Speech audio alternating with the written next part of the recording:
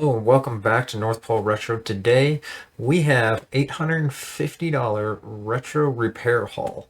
Bought a bunch of consoles, got them all for $850 as a big giant bundle. So let's get into it, see what we got, kind of go through some of what they said was wrong with it. And then later on in this series, we'll get into the repairs and keep watching in that because we will have a giveaway coming up. Details will be inside of one of the repair videos, so make sure you check them all out. Let's get into it. All right, so first thing we got coming in is we have a Neo Geo AES. This is a came in pretty decent. I'm assuming this one has already been opened just because one, it's missing a screw, the other screw there, and then underneath these feet right here, and this foot pad is on. These three are the only ones that have actual screws underneath them, so you don't actually need to remove that one. So I'm assuming this one's already been opened up. Don't remember exactly what they said was wrong with this one, but I do know one of the two has a weird video issue on it, and supposedly one of them is working. Another thing on Neo Geos, if you do buy them, they're notorious for being case swapped. So going off of serial numbers on whether it's a early or late version is not exactly a good idea. To find out if it needs a 9-volt input or 5-volt. One thing you can do is kind of flip this back and either take a cell phone if you have your camera old enough, you can stick it down in there and kind of face it back this way, and right in this area what you're looking for is a coil. If that coil is present, it is a 9-volt system and it'll convert everything back down to 5 volts for you. You can do that with either a phone or a mirror, or if you're really lucky, in between the little slot there and that, you might be able to see the top of the coil. But it is always, if you buy a Neo Geo, even if it is used, always check it out first on whether it is a 9 or 5-volt system, because you can end up breaking the system for that. But like I said, we paid $850 for all of these consoles together, but that is the first Neo Geo. This is the second one that came in, and I said in theory one of these supposedly is supposed to work just fine, and the other one has a video issue, so we'll get in on the repairs of those. I don't know which one is which. They didn't have them labeled when they showed up. So that is the two Neo Geos. I have actually checked out both of these as far as if that coil is present, and these are both 9-volt systems, so I know we're good there with those. Let's go ahead and get those ones out of the way. And both of those systems did come with controller, has the usual cracking of the balls. Buttons feel fine. We'll have to test out the controllers. I don't remember them saying anything of if there was issues with either of the two arcade sticks, or if there was an issue with the cartridge. And these things are absolutely massive. When I get into one of the repair videos on those, I'll show you the size of this compared to some other things like Super Famicom, Nintendo 64, and that, of just exactly how big this is. They are dual slot cartridges. These things are huge and they are very expensive to buy. They're still anywhere between like $75 to $200 that I've seen them going for, depending on what game is in there. And the flash cart systems for these, although they are good, and the fact you can load everything on there, but you're still on a 3 to 5 minute loading time of getting that game loaded into internal memory on the SD cards. I know I said flash card a second ago, so just bear with me on that. But still 3 to 5 minutes, and it'll load into that one instantaneously every time. But if you want to switch, you're on another 3 to 5 minute swap time on those. So that's just kind of a little bit of a downside if you go that route with one of these. Or there are the like 160 in one cartridges. Don't have every game. Some of them are knockoffs and just reading of other ones, but they do contain more of the more popular ones, and haven't really seen too many issues with those cards as far as artifacting or other things go. Did come with that. Came with the AV cable as well. And I do think these are the same as the Genesis Model 1. I'll have to double check that to be sure. But this is a 9-volt output. Or actually, sorry, it's a 10 volt, but these also can, the Neo Geo can run on 9 volts as long as it is a outside positive, center negative. Thus, if you saw our other video using the buck converter and making your own AC adapter, we will be using that for a lot of these consoles that barrel connector will actually work for until we have a chance to test these out and make sure these work, because I do know that does work and it is the appropriate wattage and everything, but it's 10 volt, 8.5 or 850 milliamps. You can use a Genesis Model 1 with these two because those are 10 volts, 1.2 amp, and really that just comes down to the draw of the system. Not really, this is going to shove 1.2 amps in because it's not going to. It's only going to output as much power as it can and what it's rated for. But at least those did come with all of those parts. And that's the Neo Geos. We also did get an Atari Jaguar in. That came with one game, the case itself, Cybermorph, never even heard of this one, Atari Jaguar, and the controller, and it also came with the overlay. Because these controllers have a ridiculous number of buttons underneath this that some games did use for immediately switching to views.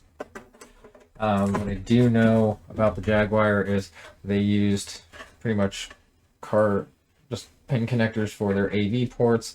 This one is also, if I remember correctly, this is another center negative 9-volt system. So again, you can use the Genesis Model 1 in these and it won't hurt it. There's a lot of stuff saying that it will. I've never seen a problem with it on any of the other Jaguars and that I've ever seen anybody using them on. I have a couple of friends that have used those for years and never had a problem. So it might just come down to use case of somebody plugged the wrong thing in, wasn't center negative. But this is another one. It has the red screen of death. That'll be in its own video for a fix.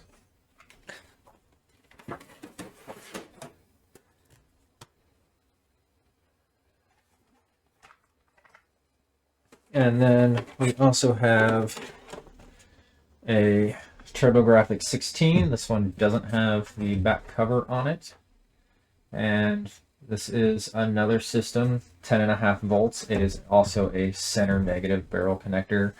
And a lot of these center negative systems, except for the Neo Geos, because that actually had its power adapter, none of these other ones have come with one. Wondering if some of the issues that these might supposedly be having is due to use of a wrong power adapter, but we ended up with 2 of those in that lot. One actually does have the back cover. I think the little tab in the middle that holds it on place is busted off, but this is really just kind of a dust cover for it. And we do plan on using the expansion video connector in the back instead of using RF over on the side, and the video selector switch power does go in on that side as well, and it has a little slot cut out in the side for the power cord to go through. But I know one of these has a bad controller port on the front and the other one does not display video. So, and it looks like this one, the bottom case is a little popping open some, so we'll have to take a look at that too, but we'll have separate repair videos for all of those. Those came with no accessories or anything else on them, just the consoles. I'm not going to bring both of these up here just because everybody knows what a 360 looks like. This actually is the worst of the 2 that we got in. And haven't really powered any of these up, just kind of going off of what the seller's description of everything was. These both came with 120 gig hard drives. Haven't even actually really tried to pull the drives off. They do come off.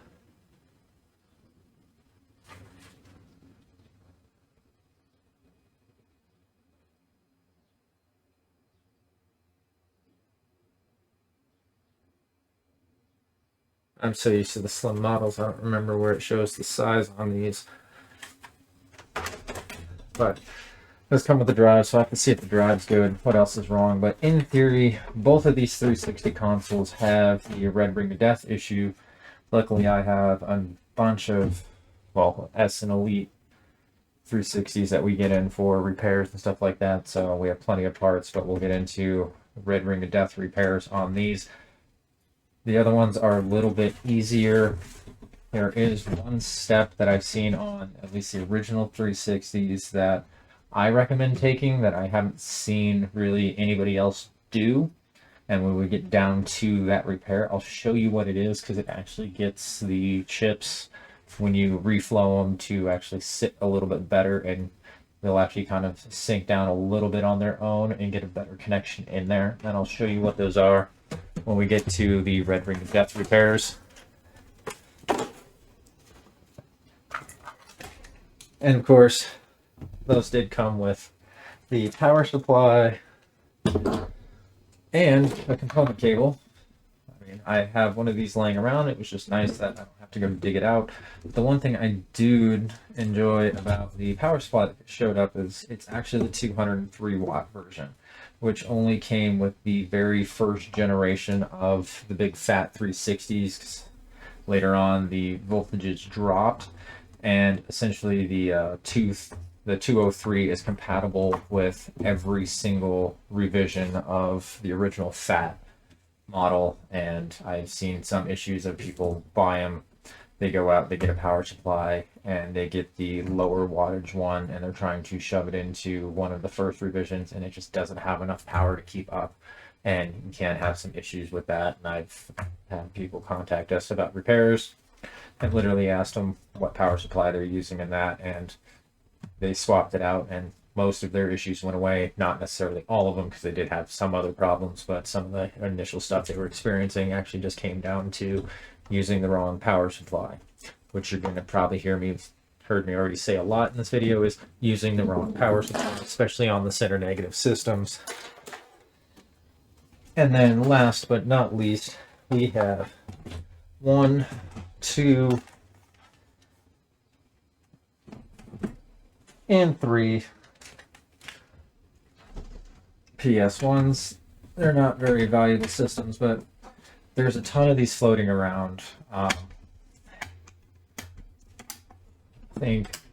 don't remember what they said the issue was on these. I think one of them, literally you push the power button down and it doesn't stay on. The other ones, I think they just said were dirty, or the disk drive is making some noise, and it might just need some cleanup in that. So we'll go through and probably just end up checking all 3 of these in one go, just because the repairs on these don't tend to be that long, and a lot of the issues are the exact same.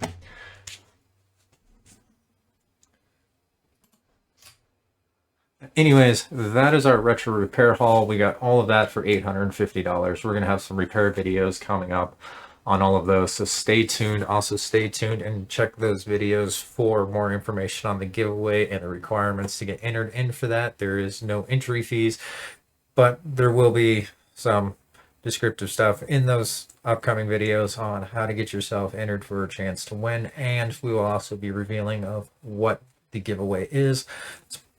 Anyways, stay tuned. We are North Pole Retro at northpoleretro.com. Check us out. Consoles, modifications, repairs, and we'll see you in the next one. Have a good night.